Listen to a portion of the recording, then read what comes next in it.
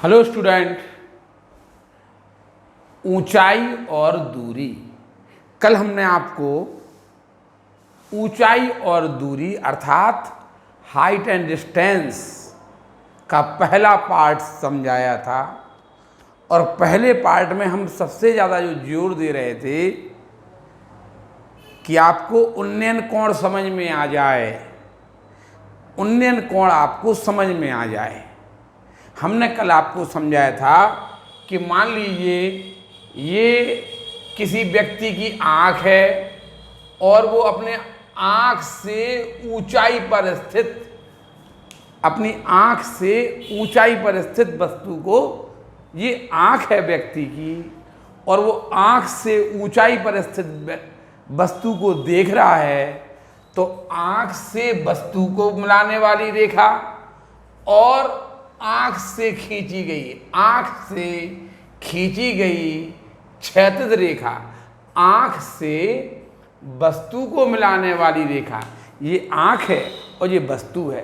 तो आँख से वस्तु को मिलाने वाली रेखा और आँख से जो क्षैतिज रेखा खींची जाती है, इन दो रेखाओं के बीच में जो कोण बनता है उसे उन्नयन कोण कहते हैं। ये आपका उन्नयन कोण है। देखिए, यदि यहाँ पे आँख है, मतलब कोई व्यक्ति है, आँख का मतलब व्यक्ति है, यहाँ पे कोई व्यक्ति है और वह अपनी आँख से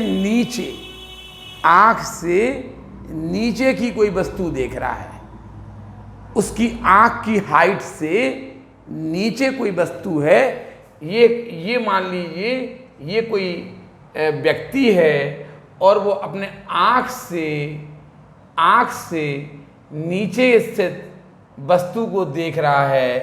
तो देखिए, ये वस्तु है, ये आँख है, तो आँख से वस्तु को मिलाएंगे और आँख से आप क्षैतिज रेखा खींच देंगे।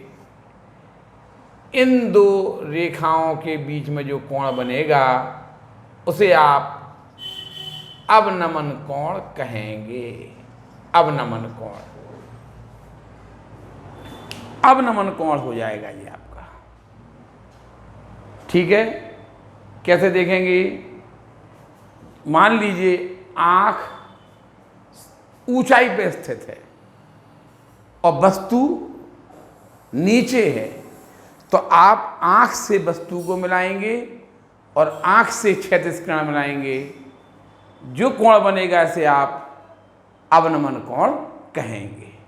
जी, कल हमने आपको उन्नयन कोण और अवनमन कोण के बारे में ये समझाया था। देखिए,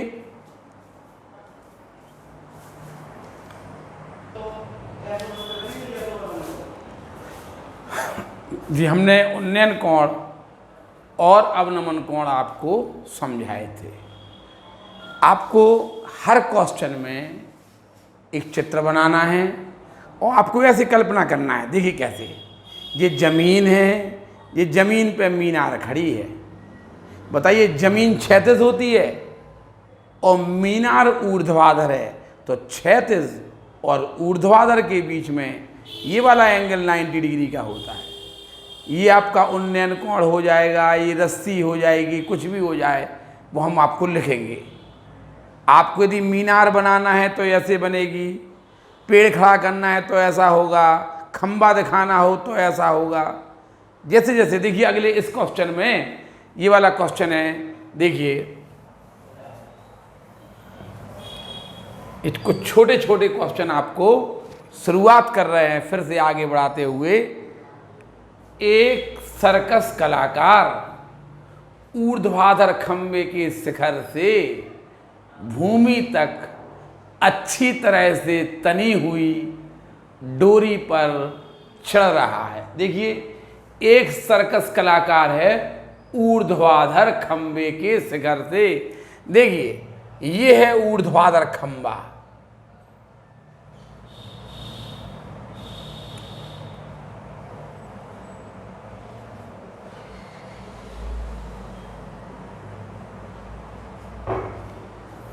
ये खंबा है।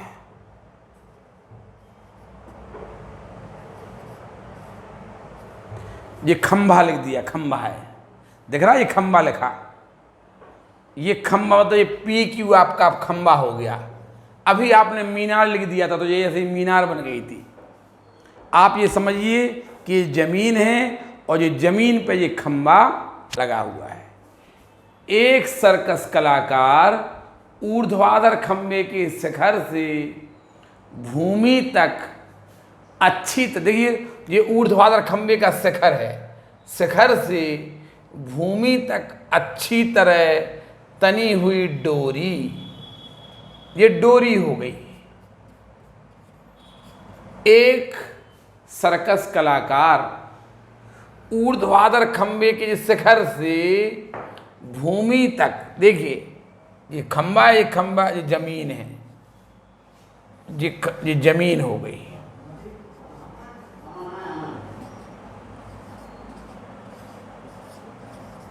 ये भूमि है, देखिए ये भूमि है,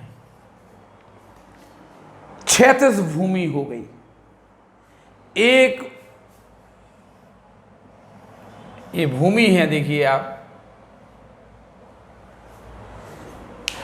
एक सर्कस कलाकार ऊर्ध्वाधर खंभे के शिखर से भूमि तक अच्छी तनी हुई डोरी पर, तनी हुई डोरी पर, तनी हुई रस्सी पर, देखिए तनी हुई रस्सी पर चल रहा है। एक सर्कस कलाकार खंभे के शिखर से भूमि तक अच्छी तरह से तनी हुई डोरी पर, ये खंभे या खंभा है, खंभे का शिखर है और ये भूमि है, भूमि पर ये डोरी बनी है और सर्कस का कलाकार यहाँ है। आर बिंदु पर सर्कस का कलाकार है, आर बिंदु पर सर्कस का कलाकार है। क्या करें, यहाँ पे देखिए सर्कस का कलाकार खंभे के शिखर से भूमि तक तनी हुई डोरी पर, ठीक है, चल रहा है। यदि खंभे की ऊंचाई 12 मीटर है, देखिए खंभे की ऊंचाई 12 मीटर है, 12 मीटर है, खंभे की जो हाइट है वो 12 मीटर है, ठीक है, तथा रस्सी द्वारा भूमि स्तर से बनाए, जो भूमि स्तर है, ये रस्सी है या डोरी है, आप डोरी या रस्सी एक ही बात है, 30 अंश का कोण बना रही है। देखिए 30 अंश का कोण बना रही है, तो 30 अंश, तो कलाकार खंबे के शिखर तक चढ़ने में, जो कलाकार है वो खंबे के शिखर तक चढ़ने में कितनी दूरी तय करेगा। देखिए कलाकार यहाँ से जाएगा और खंबे के शिखर तक जाएगा।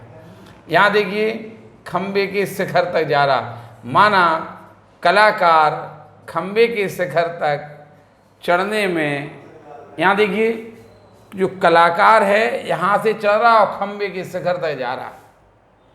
कलाकार यहाँ से चढ़ रहा, भूमि के तल से चढ़ रहा और खंबे के शिखर तक जा रहा।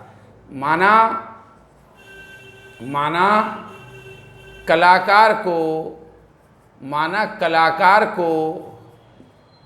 भूमि के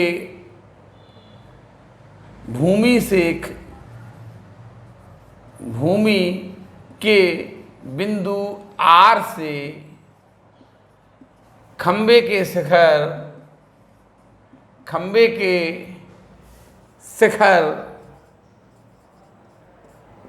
पी तक जाने में, माना कलाकार को भूमि के बिंदु आर से खंबे के शिखर पी तक जाने में x मीटर की दूरी तय करना पड़ेगी।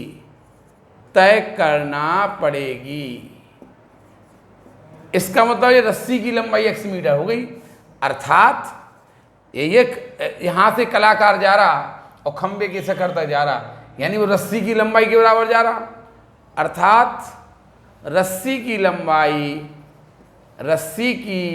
लंबाई x मीटर होगी, x मीटर होगी।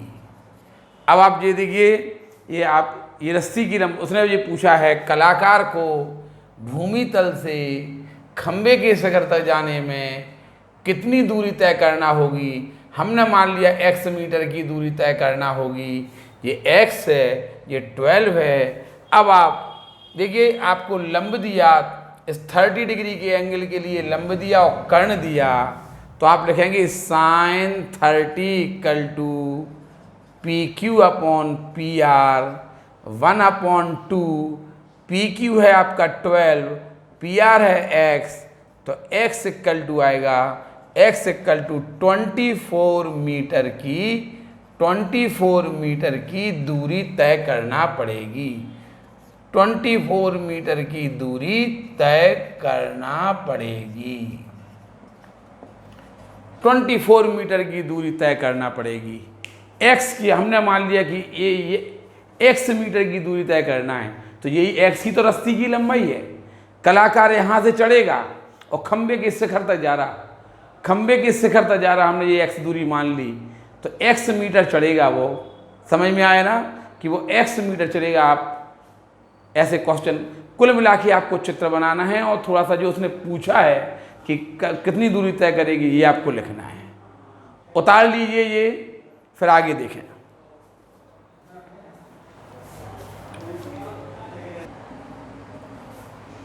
देखो एक और क्वेश्चन है ये, एक बिजली मिस्त्री को 4 मीटर ऊंचे खंबे पर आई खराबी की मरम्मत करनी है। खंबे की ऊंचाई कितनी दी है? 4 मीटर। खंबे की ऊंचाई 4 मीटर है। एक बिजली मिस्त्री को 4 मीटर ऊंचे खंबे पर आई खराबी की मरम्मत करना है। मरम्मत का कार्य करने हेतु खंबे के शिखर से 1.3 मीटर नीचे तक के बिंदु पर पहुंचना है। देखिए, ये होगा खंबा,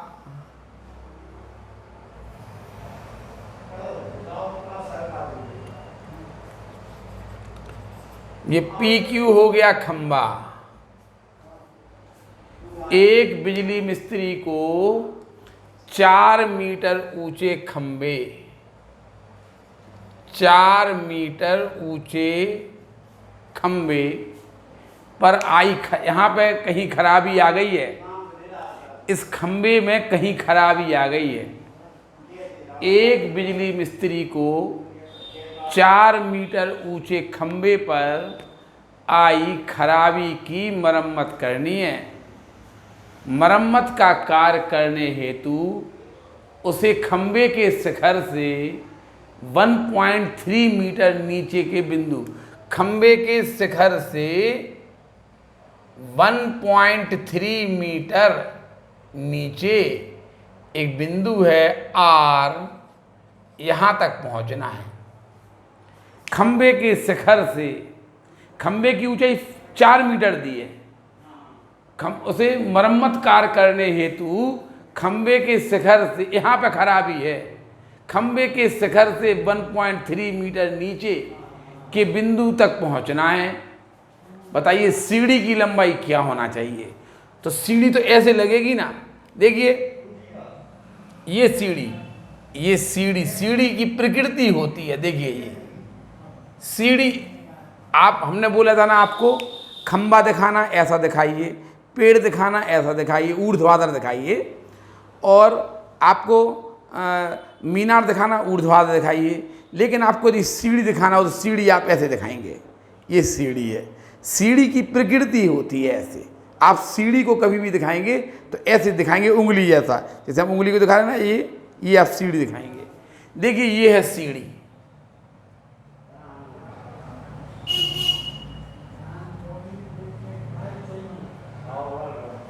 यहां देखो ये सीढ़ी है। बताइए सीढ़ी की लंबाई, उसे खंबे की ऊंचाई तो है 4 मीटर, लेकिन उसे मरम्मत कहाँ करना है? खंबे के शिखर से 4.3 मीटर की ऊंचाई तक मरम्मत। यहाँ पे खंबे के शिखर से 1.3 मीटर की नीचे तक यहाँ मरम्मत करना है उसे, खंबे के यहाँ पे उसे मरम्मत करना है, 1.3 मीटर नीचे मरम्मत करना है उसे। उसने ये पूछा है कि सीढ़ी की लंबाई कितनी होना चाहिए। हमने मान लिया, आप देखिए चित्र समझ में आ रहा कि नहीं आ रहा, आप इसे एस मान लीजिए, सीढ़ी होगी आपकी आर एस। माना खंबे के शिखर से 1.3 मीटर की 1.3 मीटर नीचे स्थित बिंदु आर पर मरम्मत करने के लिए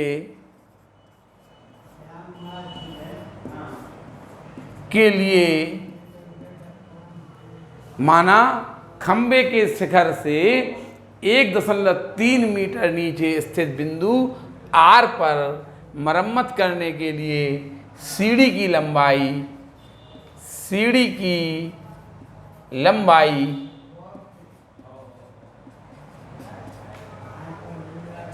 लंबाई S R equal to x metre होगी। माना सीढ़ी की लंबाई x मीटर होगी, 4 मीटर ऊंचा खंबा था, 4 मीटर ऊंचा खंबा था, उसे खंबे के शिखर से 1.3 मीटर नीचे उसे यहाँ मरम्मत करना है उसे। बताइए सीढ़ी कितनी चाहिए। हमने मान लिया कि माना सीढ़ी की लंबाई ये x है। बताइए अब चूंकि पी क्यू इक्वल टू है 4 मीटर, पी क्यू कितनी है 4 मीटर है, और ये पी आर कितनी दी है, पी आर है 1.3 मीटर। बताइए ये 4 मीटर है, ये 1.3 मीटर है, इसलिए बताइए क्यू आर इक्वल टू कितना हो जाएगा, Q R equal to 4 minus 1.3। आप इसमें से इसको माइनस कर दीजिए, सब्सट्रैक्ट कर दीजिए, तो 2.7 मीटर आ जाएगी। ये आपकी 2.7 मीटर आ जाएगी, 2.7 मीटर, 2.7 मीटर ये आपका आ जाएगा। ये 2.7 मीटर है, ये 2.7, ये आप x मान लीजिए। उसने एक चीज और कहा, सीढ़ी की लंबाई क्या होना चाहिए पता। उसने ये कहा कि जिससे क्षैतिज से 60 अंश के कोण पर, देखिए आपको सीढ़ी को क्षैतिज से, ये क्षैतिज है, देखिए ये क्षैतिज से 60 अंश के कोण पर झुकाएं। सीढ़ी क्षैतिज से 60 अंश के कोण पर झुकी होना चाहिए और अपेक्षित स्थिति तक पहुंच जाए। हमने मान लिया कि माना खंबे के अपेक्षित स्थिति कहाँ है, अपेक्षित स्थिति है, यानी सीढ़ी को आपको कहाँ तक पहुँचाना है, ये अपेक्षित स्थिति कहलाती है। माना अपेक्षित स्थिति खंबे के शिखर से 1.3 मीटर नीचे स्थित बिंदु आर पर सीढ़ी को पहुँचने के लिए सीढ़ी की लंबाई x होना चाहिए। चूँकि ये 1.3 है, ये पूरा 4 है, तो ये 4 माइनस 1.3 यानी 2.7 होगा। देखिए सीढ़ी का क्षैतिज से झुकाव 60 अंश है, ये आपको 60 डिग्री दिया है। तो आप क्या करेंगे, त्रिभुज क्यू आर एस में टेन साइन 60 लगेगा। आपको लंब दिया और कर्ण दिया, sine 60 equal to Q R upon S R, √3/2 equal to Q R कितना है 2.7 अपॉन एस आर।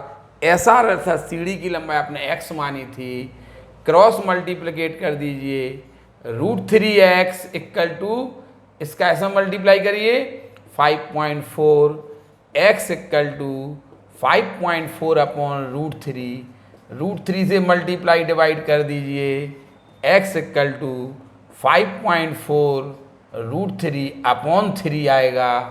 ठीक है, आप 3 से इसको डिवाइड कर दीजिए, 3 1 दा 3, 2 3 8 दा, और √3 1.8 √3 मीटर। सीढ़ी की लंबाई 1.8 √3 मीटर होगी। यदि आपको 1.8 √3 की वैल्यू 1.732 रखना हो तो आप इसका मल्टीप्लाई कर देना, और जो भी आपका मल्टीप्लिकेशन आ जाएगा वो भी आप लिख देना।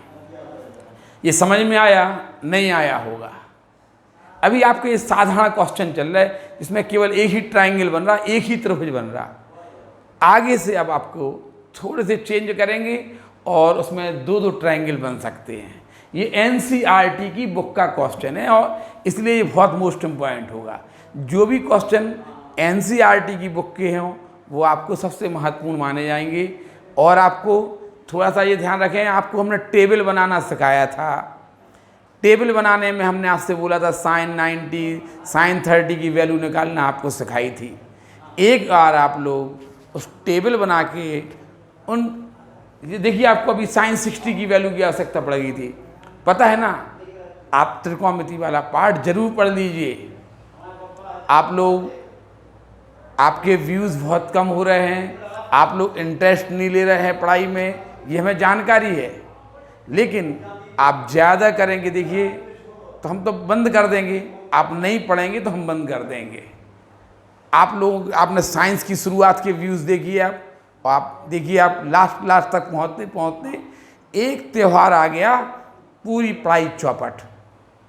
एक त्यौहार होने से पूरा का पूरा आप लोगों ने पढ़ना बंद कर दिया। कुछ लोग ही पढ़ रहे हैं केवल। चलिए, आपको ये समझ में आ गया हो, बहुत अच्छा क्वेश्चन है, NCERT की बुक का क्वेश्चन है। यदि कुछ समझ में नहीं आया हो तो आप फिर से पूछना। आप इसको उतारिए, क्वेश्चन सहित उतारना है आपको। क्वेश्चन सहित क्वेश्चन उतारेंगे, फिर फेयर में इसका आप सॉल्यूशन भी उतारेंगे। जब भी आप कोई क्वेश्चन करेंगे फेयर में तो पहले आप ये क्वेश्चन उतारिए, फिर उसका सॉल्यूशन भी उतारिए, और इन्हीं की आप प्रैक्टिस करिए। उतारिए ये क्वेश्चन।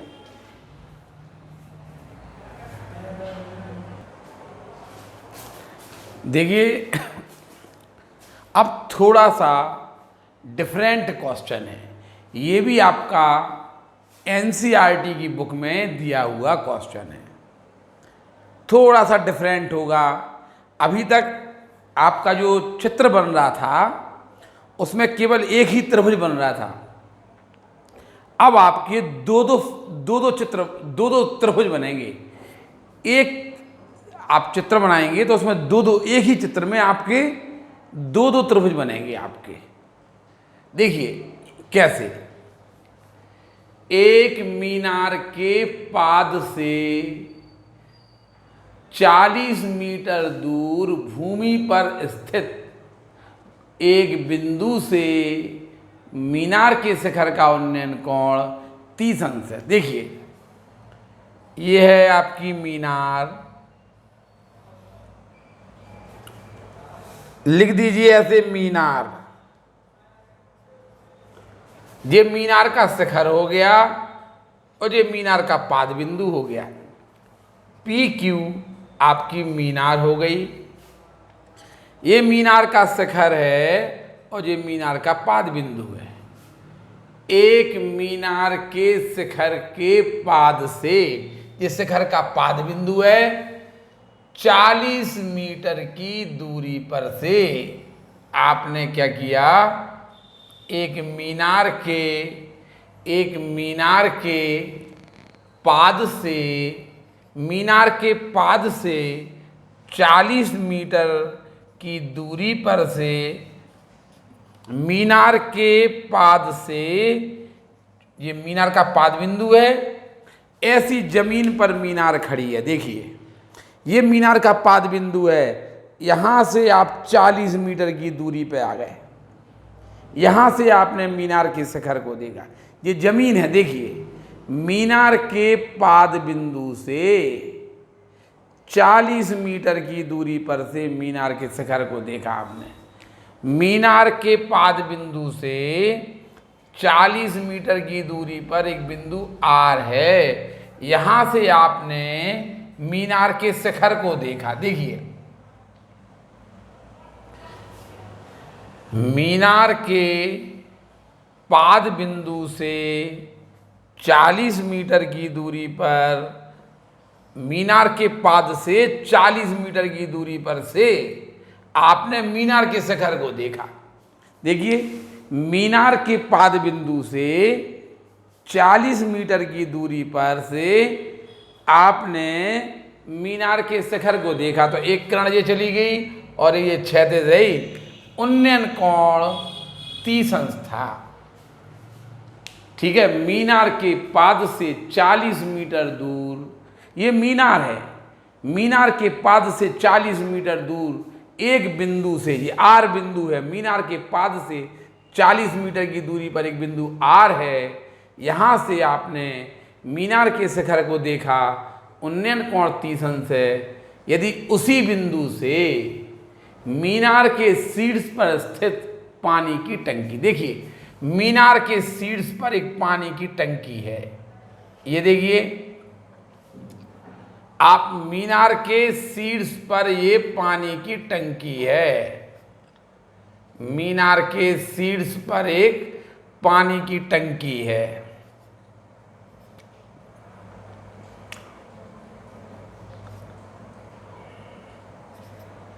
ये पानी की टंकी है, ये पानी की टंकी है। मीनार के शीर्ष पर ये पानी की टंकी है। देखिए,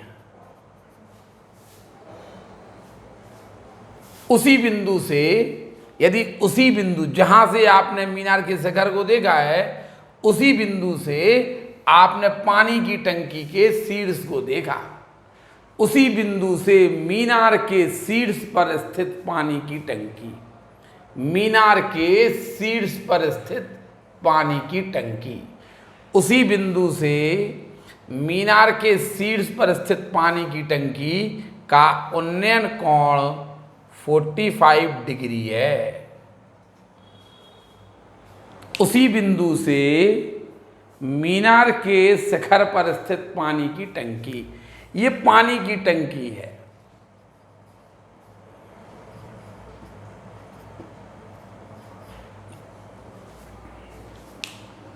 एक मीनार के पाद से 40 मीटर दूरी पर स्थित एक बिंदु से मीनार के एक जो मीनार है, देखिए ये PQ मीनार है, ये देखिए मीनार और ये पानी की टंकी है। मीनार के पाद से 40 मीटर की दूरी पर स्थित बिंदु से मीनार के शिखर का उन्नयन कोण 30 अंश था। इसी बिंदु से आपने, इसी बिंदु से मीनार के शीर्ष पर स्थित पानी की टंकी के शिखर को देखा। इसी बिंदु से आपने पानी की टंकी के शिखर को देखा। उन्नयन कोण 45 अंश है। तो मीनार की ऊंचाई बताइए। माना मीनार की ऊंचाई h मीटर है और पानी की टंकी की गहराई बताइए। माना पानी की टंकी की गहराई x मीटर है। देखिए, तो जो आपने माना है उसे आप तुरंत लिख दीजिए सॉल्यूशन में। माना मीनार की ऊंचाई, माना मीनार की ऊंचाई PQ = h मीटर है। देखिए ये मीनार का शिखर है और ये मीनार का पाद बिंदु है। वो कह रहा मीनार के पाद से 40 मीटर की दूरी पर एक बिंदु R है। यहाँ से आपने मीनार के शिखर को देखा, यहाँ से आपने मीनार के शिखर को देखा। उन्नयन कोण 30 अंश है। फिर आपने यहीं से मीनार के शिखर पर स्थित पानी की टंकी, देखिए ये पानी की टंकी है, पानी की टंकी लिख दिया हमने। मीनार के शिखर पर स्थित आपने पानी की टंकी के शीर्ष को देखा। यह पानी की टंकी का आधार और ये पानी की टंकी का शिखर। ये पानी की टंकी का, ये पानी की टंकी है ना, ये इसका आधार है, ये पानी की टंकी के। यहीं से आपने पानी की टंकी के शीर्ष को देखा। तो उन्नयन कोण, देखिए उन्नयन कोण में एक किरण पानी की टंकी के शिखर पर जाएगी, देखिए एक किरण पानी की टंकी के शिखर पर जाएगी और एक किरण क्षैतिज जाएगी, इनके बीच का कोण 45 डिग्री है।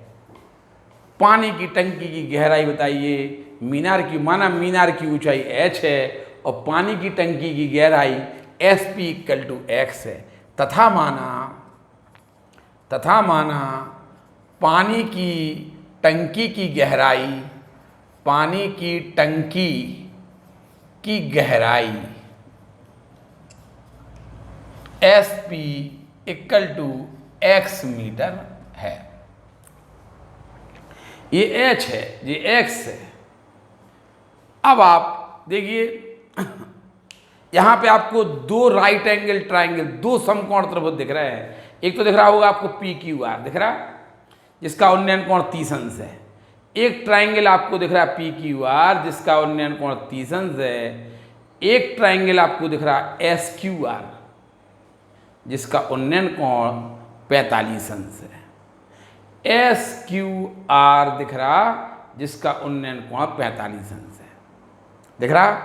देखिए ये आपने मान ली कि माना मीनार की ऊंचाई h है और ये हमने मान ली पानी की टंकी की गहराई x है। देखिए सबसे पहले आप छोटे वाले राइट एंगल ट्राइंगल में चलिए। सबसे पहले आप छोटे वाले राइट एंगल ट्राइंगल में, हम हमेशा के लिए एक नियम बना रहे हैं कि हम सबसे पहले छोटे वाले राइट एंगल ट्राइंगल में चलेंगे। देखिए ये है छोटा वाला राइट एंगल ट्राइंगल और देखिए ये बड़ा वाला राइट एंगल ट्राइंगल है। देखिए तो आप क्या करेंगे, त्रिभुज PQR में, अब हम त्रिभुज का नाम इसलिए लिख रहे हैं, अभी तक क्या होता था, एक त्रिभुज होता था तो उसका नाम लिखना के जरूरी नहीं थी, लेकिन अब दो त्रिभुज हो गए, दो समकोण त्रिभुज हो गए, है ना। तो आपको उनके नाम भी लिखना पड़ेंगे कि पहले आप किस समकोण त्रिभुज में चल रहे हैं। तो आपने कहा त्रिभुज PQR में, त्रिभुज PQR में चलिए। देखिए ये वाला एंगल कितना 30, ये h है, ये 40 है। tan 30, tan क्यों लगाया, देखिए आपको लंब h दिया, आधार 40 दिया 30 के लिए। tan 30 = PQ/QR 1/√3 = PQ है आपका h और QR है आपका 40। h = आएगा, ये 40 आप यहाँ ले आइए और √3 एज इट इज रहने दीजिए। h = 40/√3 metre. लो h क्या मानी थी आपने, मीनार की ऊंचाई आपकी आ गई, इसलिए मीनार की ऊंचाई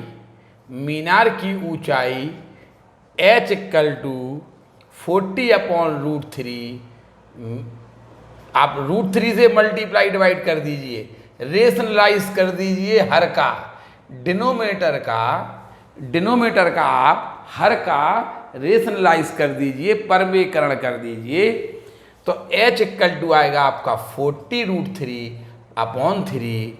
h = 40, √3 की वैल्यू 1.732/3। h = 40 × 3 से इसको डिवाइड कीजिए, 0, 3 से पहले आपने 1 को दिया 0.3 से आप 17 में देंगे, 3 5 × 15, 2 बचा 23 हो गया, 3 7 × 21 और यहाँ पे 2 आ गया, तो आप यहाँ पर 3 7 × 21, ठीक है।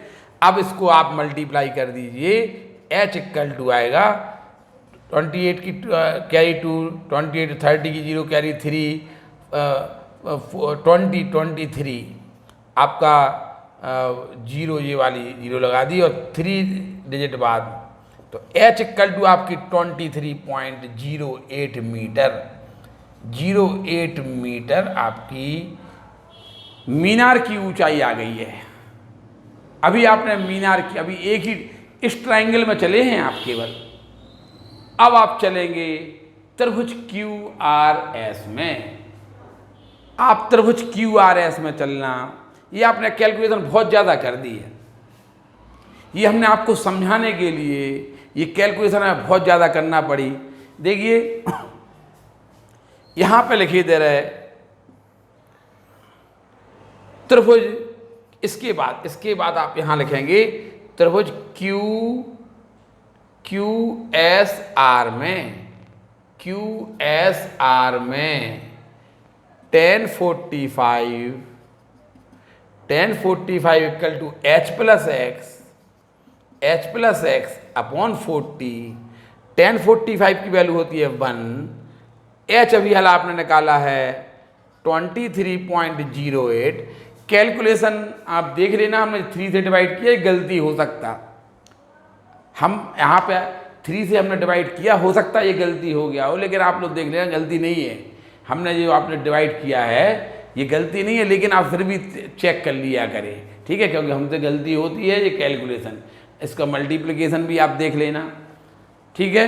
तो h ये है प्लस एक्स अपॉन 40, अब क्रॉस मल्टीप्लिकेट कर दीजिए 23.08 plus x equal to 40, x equal to 40 minus 23.08। आप इसको सब्सट्रैक्ट कर देना तो आपका आंसर आ जाएगा। x ये तो हो गई थी आपकी मीनार की ऊंचाई, ये हो गई थी आपकी मीनार की ऊंचाई, मीनार 23.08 मीटर। और ये हो गई आपकी पानी की टंकी की गहराई, पानी की टंकी की गहराई, पानी की टंकी की गहराई। ये आपका एक आंसर ये हो गया था, 2 आंसर पूछे थे ना उसने। पानी की टंकी की गहराई। देखिए अब जो आपके क्वेश्चन आ गए हैं, आप इसको सब्ट्रैक्ट कर देना, जो भी आपका यहाँ पर सब्ट्रैक्ट में आए वो आप यहाँ पर लिख देना। सबसे महत्वपूर्ण बात है, आप ये चित्र बनाना समझ में आया कि नहीं आया।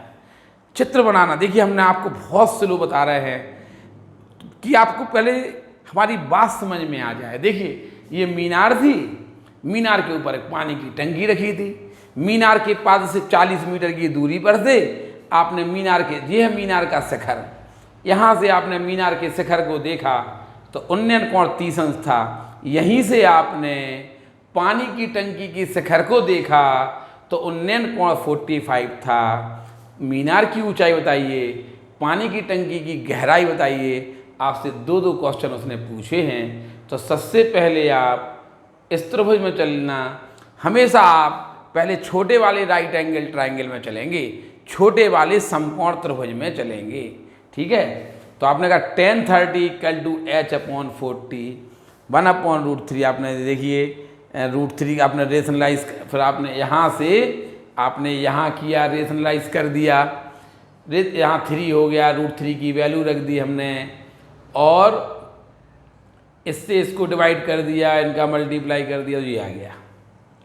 कर लेंगे ना, तो आप ये कर लेना। अब मीनार की ऊंचाई h आ गई। अब आपने क्या किया, अभी तो आप एक ट्राइंगल में चले ना, अब आप इस ट्राइंगल में चलिए, बड़े वाले राइट एंगल ट्राइंगल में।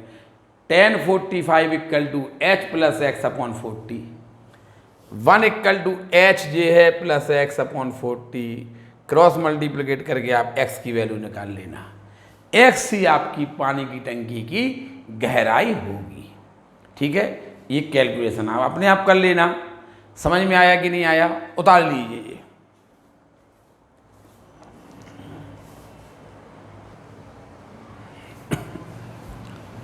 देखिए ये पार्ट 2। अब आपका यहां से आपके, अब जो भी हम आपको क्वेश्चन पढ़ाएंगे उसमें आप ये समझिए कि 2 राइट एंगल ट्राइंगल बनेंगे।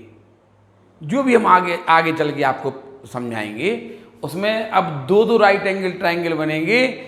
आप सबसे पहले छोटे वाले समकोण त्रिभुज में जाइए, और लंब और आधार दिया तो आप tan का फॉर्मूला लगा लीजिए, लंब और कर्ण दिया तो साइन का लगा लेंगे आप, ठीक है। तो आप यहाँ देखिए लंब दिया, आधार दिया तो आपने tan का लगाया। इसमें भी देखिए आप लंब है आपका h प्लस एक्स, देखिए पूरे राइट एंगल ट्राइंगल में लंब क्या है आपका h प्लस एक्स, ये इतना h है इतना x, तो h प्लस है, अपॉन आधार क्या है 40, देखिए आपने h plus x upon 40, h की वैल्यू रख दी आपने। समझ में आ रहा? आएगा, अभी शुरुआत हुई है आपकी। इस टाइप के क्वेश्चन ही आपके बोर्ड पेपर में आते हैं। अब एक नंबर में यदि क्वेश्चन उन्हें देना होगा तो फिर एक ट्राइंगल वाला त्रिभुज दे देते वो। यदि एक ट्राइंगल वाला त्रिभुज देंगे वो तो एक नंबर में आएगा, एक नंबर में, 2 नंबर में। अगर आपको 2-2 ट्राइंगल वाला त्रिभुज दिया तो आप ये समझ के चलिए कि ये आपका 4 नंबर में और 5 नंबर में ये आपका क्वेश्चन आएगा। इतना आपको करना पड़ेगा, इतना फेयर चित्र आपको बनाना पड़ेगा, तब आप कर पाएंगे। यहाँ से अब आपकी हाइट एंड डिस्टेंस की शुरुआत हो रही है। अभी तो आप केवल सीख रहे थे, जनरल नॉलेज ले रहे थे आपकी। देखिए थोड़ा सा और आपको हिंट कर दें कि आप लोगों के व्यूज़ बहुत कम आ रहे हैं। त्यौहार की वजह से आप लोगों ने पढ़ना बंद कर दिया है। हमें ये जानकारी है कि आप त्यौहार की वजह से नहीं पढ़ रहे हैं। आप देखिए हमारा तो ये बहुत से लोग वीडियो नहीं देख रहे हैं क्योंकि आप व्यूज़ देखिए बहुत कम आ रहे हैं। ये चेतावनी समझिए आप, ऐसा ना हो कि हम केवल जिनका होमवर्क आ रहा है उन्हीं को वीडियो दिखाएं। अगर आप लोगों ने लापरवाही की तो आप इसका खुद खामियाजा भुगतेंगे। हाँ पता है खामियाजा कुछ नहीं होता, आप लोगों को पढ़ना ही नहीं है। आप लोगों को पढ़ना ही नहीं है क्योंकि लॉकडाउन चल रहा, पेपर, स्कूल बंद है, क्यों पढ़े कोई, है कि नहीं? कहाँ से पढ़ने का मन में आ जाए? जब तक आप लोग अपना पूरा नुकसान नहीं करेंगे तब तक मानेंगे नहीं, ये भी हम जानते हैं ना। आपके गार्जियंस कभी आपसे कहेंगे कि पढ़िए। आपको समझदार भी तो होना पड़ेगा। आपको पता है कि पढ़ाई करना जरूरी है या नहीं है। आप लोग जब तक आप ऐसे घूमते रहेंगे, हमने आपको ये लास्ट वार्निंग दी है, इसके बाद हम आपको वार्निंग नहीं देंगे, हम आपको वीडियो देना बंद कर देंगे। समझ में आ रहा ना? आप लोग ये उतार लीजिए, अधिक से अधिक आप सॉल्व करके बताइए कि हम पढ़ रहे हैं। होमवर्क करके आप फेयर चित्र बनाइए, आप फेयर कॉपी बनाइए। ये पूरा पहले क्वेश्चन उतारिए, क्वेश्चन के बाद आप सॉल्यूशन, और सॉल्यूशन उतारने के बाद आप लोगों को हमारे पास प्रूफ भेजना कि देखिए हमने ये क्वेश्चन पढ़ लिया। ठीक है? जितने लोग पढ़ रहे हैं उनसे हमें कोई परेशानी नहीं है। जो छोटे से त्यौहार आता ना और उसके लिए 10 दिन का वीडियो देखना बंद कर देते हैं, परेशानी केवल उन्हीं लोगों से है। आप लोग जो पढ़ रहे हैं पढ़ते रहिए, हम अधिक से अधिक आपको वीडियो डालते रहेंगे। उतार लीजिए ये पार्ट 2 आपका समाप्त हो गया। इसके बाद हम पार्ट 3 में इसी टाइप के और अच्छे क्वेश्चन बताएंगे। धन्यवाद।